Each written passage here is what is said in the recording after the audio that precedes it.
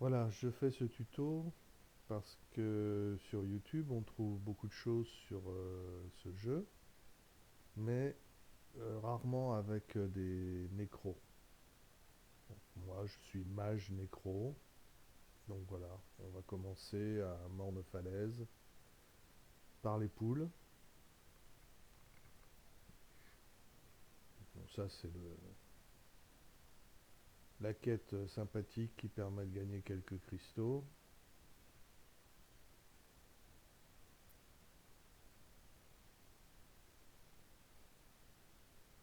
Bon, pas de poule ici.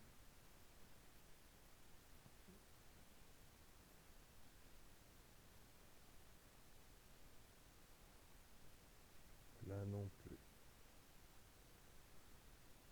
Bon alors,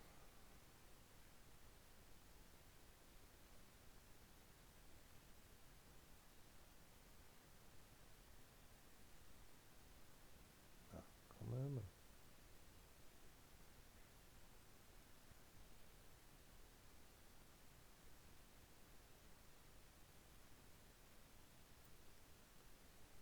On a trois.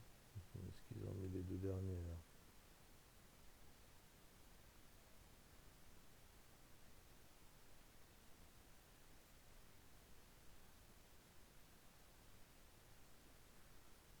Là. Et il en manque une.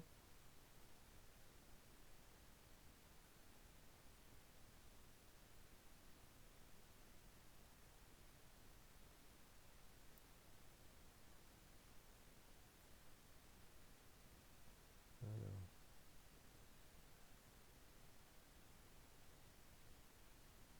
non.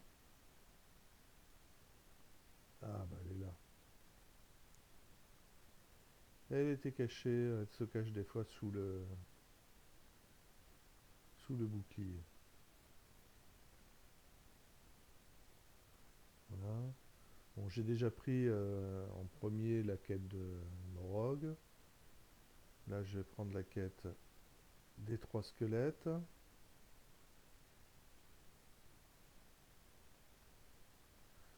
Alors, cette quête a une particularité, c'est que si vous avez les trois ronds rouges séparés, vous aurez au minimum un combat. Alors, un compte à régler, on va le renoncer et on la reprend. Toujours pareil. Alors là, c'est une question de patience.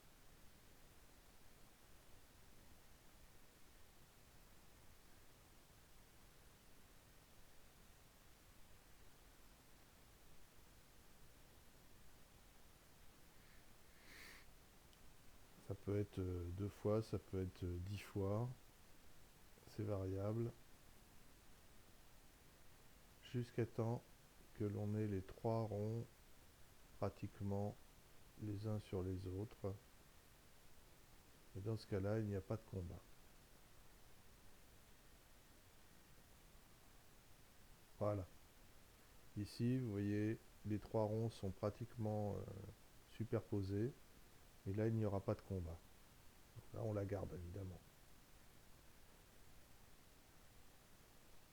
Ça, c'est pour ceux qui seront au début de Mande Falaise et qui auront quelques difficultés avec les combats. Ensuite, on prend les trois totems et c'est parti.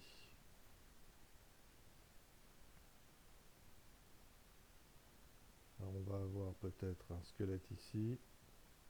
Non, il n'y est pas. Donc, on continue.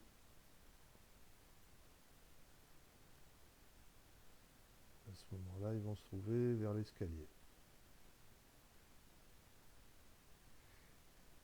On prend une petite plume au passage. Voilà. Donc le premier squelette est ici. Et les deux autres vont être dans l'escalier qui mène à l'hôtel qu'il y a tout en haut. Un, deux et le troisième. Ici, il y a une quête qu'on fera tout à l'heure, mais je ne peux pas la prendre étant donné que j'ai trois quête et malheureusement le jeu n'autorise pas à en prendre plus. Ensuite on va aller voir Morog.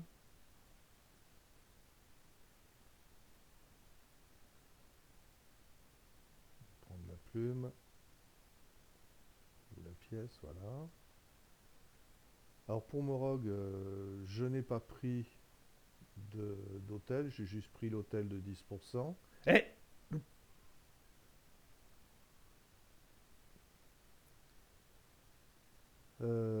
Par contre, je vais prendre une rune, juste pour augmenter la force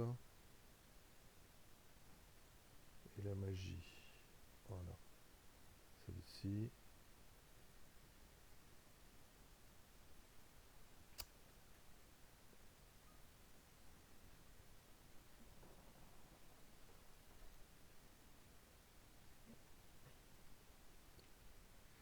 Donc j'ai pris l'hôtel d'initiative divine pour avoir tous les soldats les uns derrière les autres lors de l'attaque. Ce qui me permet de ne pas peiner. Donc on attaque Morog. Vous allez voir, c'est très facile. Vous serez beaucoup plus embêté par le bloquant qu'il y aura sur le pont que par le boss. Voilà. Donc moi j'ai 37 850. Ça n'a pas d'importance. Et lui 65 000. On s'en moque. Voilà Morog. Morog c'est lui ici. Moi j'ai donc mes trois fois mon héros et ensuite j'ai 4 fois des soldats. Donc là, je commence par mettre un renfort, ensuite un ODS et ensuite un marqueur d'âme sur Morok. Voilà. Mes soldats, ils vont attendre.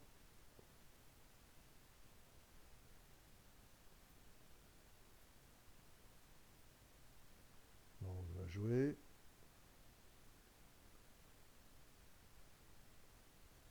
Là, il attend.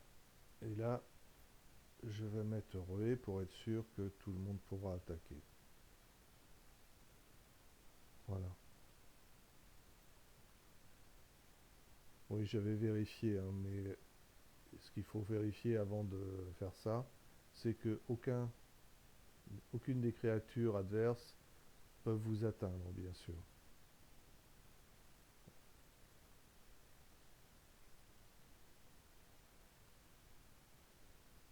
Alors là, les spectres, ils peuvent rien faire, donc on les laisse là.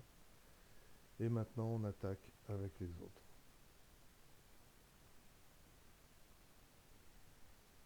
Voilà, c'est fini. Alors après, tout dépend de l'emplacement de Morog. Il peut aussi se trouver dans ce coin-là. Il y a différents endroits et bon, en règle générale, c'est assez rapide. Ce que vous venez de voir. Ensuite, dans la lancée, on fait les totems. Alors les totems, ce qui est agréable, c'est que l'on peut les faire aussi bien en normal, mais c'est plus marrant de se dire qu'on les fait en expert.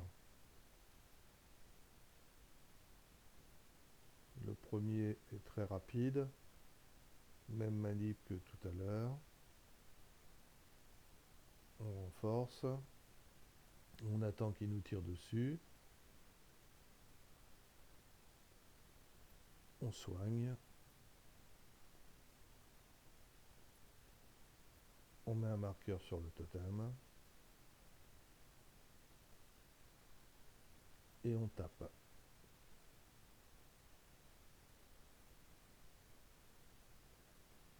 Voilà, le premier totem est terminé.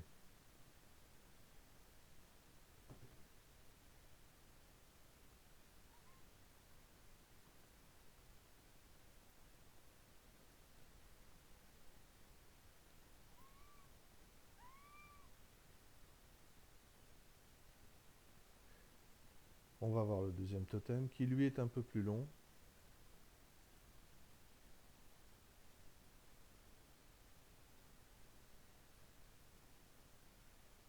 Il est ici. On va le faire en expert de la même manière.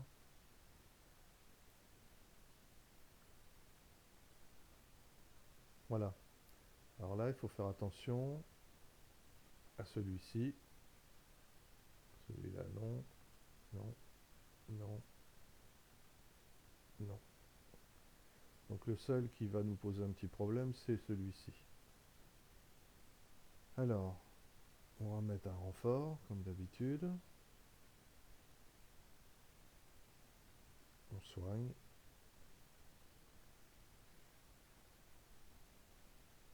Je vous expliquerai tout à l'heure, il y a une petite astuce pour ne pas avoir une deuxième attaque lors de la deuxième manche, puisqu'on va aller jusqu'à la deuxième manche. Là, on marque le totem.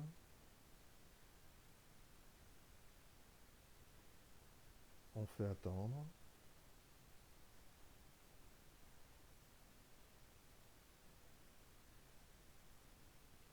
Voilà. Là, on va bloquer le 514. On va le torper. Voilà. De telle façon qu'il nous laisse tranquille. Maintenant, on laisse les autres créatures jouer.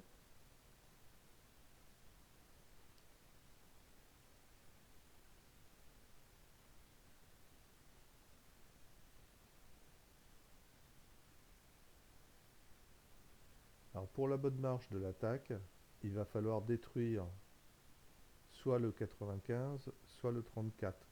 De préférence le 95. Et marquer une autre créature, soit le 717, soit le 375. Donc là, on va s'approcher maintenant et on tire.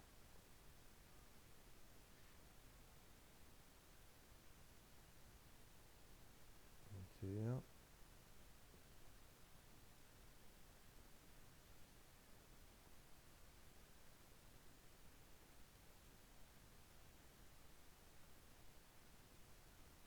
Il en reste encore un, c'est bon. Là, lui, il est détruit. Et là, je vais donc toucher le 717. Voilà. Tout ça pour que dans la deuxième partie, le chef va protéger cette créature. Donc là, je remarque le totem deuxième fois. Voilà. Donc vous voyez, il a jeté le sort sur le centaure. Ici, je mets ruée, parce que sans ça, j'aurais pas la portée pour taper sur le totem. Et là, je peux mettre un ODS sur le 81 au cas où. Et vous voyez, le trou que j'ai fait n'est pas encore suffisant pour pouvoir aller taper. J'ai les deux créatures qui me gênent. Donc celui-là, je peux rien faire. Celui-là, ça marche. Je peux tirer. Et le totem est détruit. Donc il faut toujours se laisser un chemin pour pouvoir aller taper le totem. Et attendre la deuxième partie pour pouvoir en mettre la ruée et avancer sans danger par rapport aux créatures.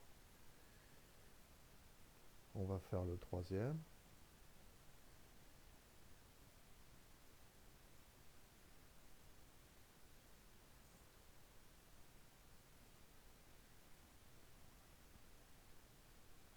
Qui lui est exactement le même système que le premier.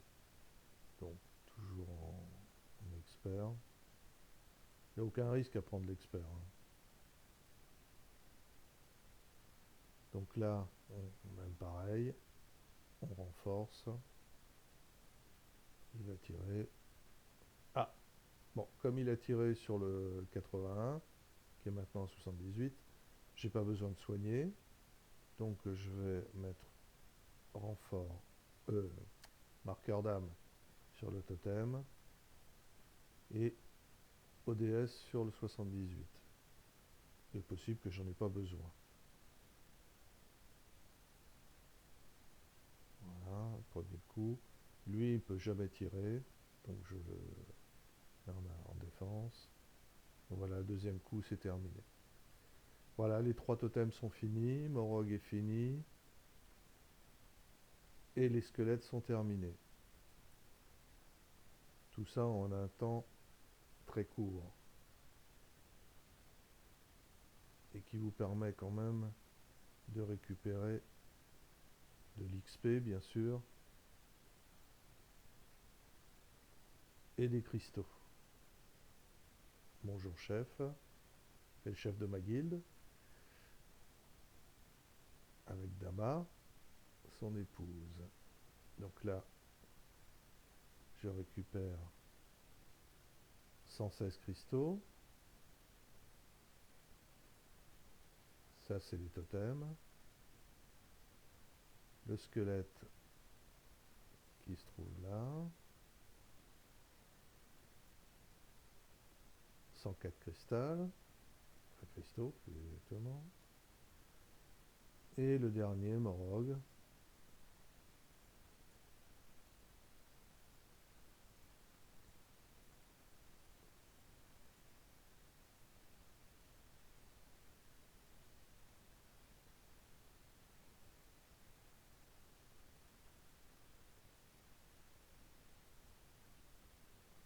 Qui lui rapporte 174 cristaux, plus quelques XP. Voilà. Ces 3 quêtes sont vraiment très rapides. Mais encore une fois, à chaque fois on voit des havres, on ne voit pas avec des nécros. Eh bien, maintenant que vous êtes informés, à vous de jouer.